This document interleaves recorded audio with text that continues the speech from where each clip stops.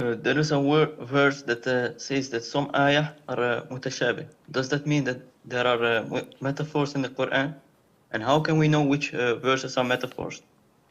Jazakallah khair. وَجَزَاكُمْ. The issue of metaphor is an issue of dispute among scholars.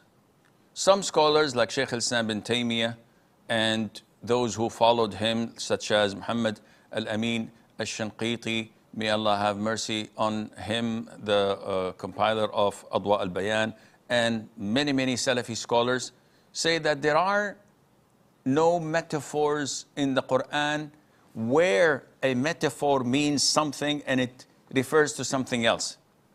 Because Quran is crystal clear.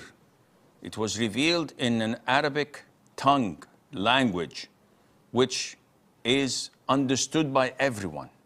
So if you claim that there is a metaphor in it, we can manipulate the meaning of the Quran to suit our needs. We can say that when Allah says this about something, no, He did not mean that they will abide in hell for eternity. No, disbelievers can go to paradise eventually.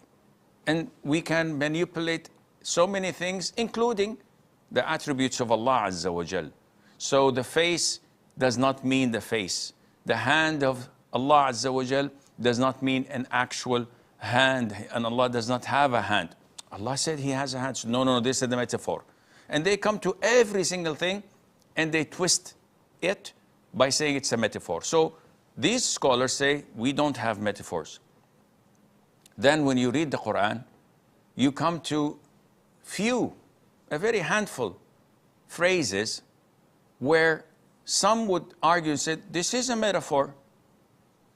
Our scholars say, no, this is not a metaphor. When Allah says, ask the village, all Arabs understand that it is not referring to us going to the buildings and asking the doors and the walls of the village. The Arabs know that this is not a metaphor. It is meant that the people of the village. So this is one way of looking at it. Al-Mutashabihat, which you referred to, in contrast to Al-Muhkamat, Mutashabihat, it means that it may refer to something if it was left alone without any other supporting evidences to clarify the meaning for you. The people of innovation, those who follow their own whims and desires, come to a single ayah and they say of mutashabihat and say this means this. And we say to them as Ahlus Sunnah wal Jama'ah, yes, you're right, if there weren't other verses governing how we understand it, if there were no other hadiths controlling how we understand it.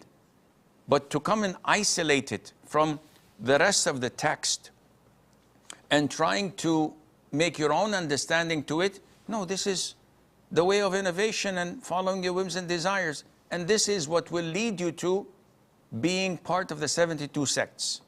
You have to return this, which was a bit ambiguous to you, to the rest of the Quran and the Hadith so that it can be clarified. And this is very crystal clear to anyone who reads and understands the tafsir, and Allah knows best.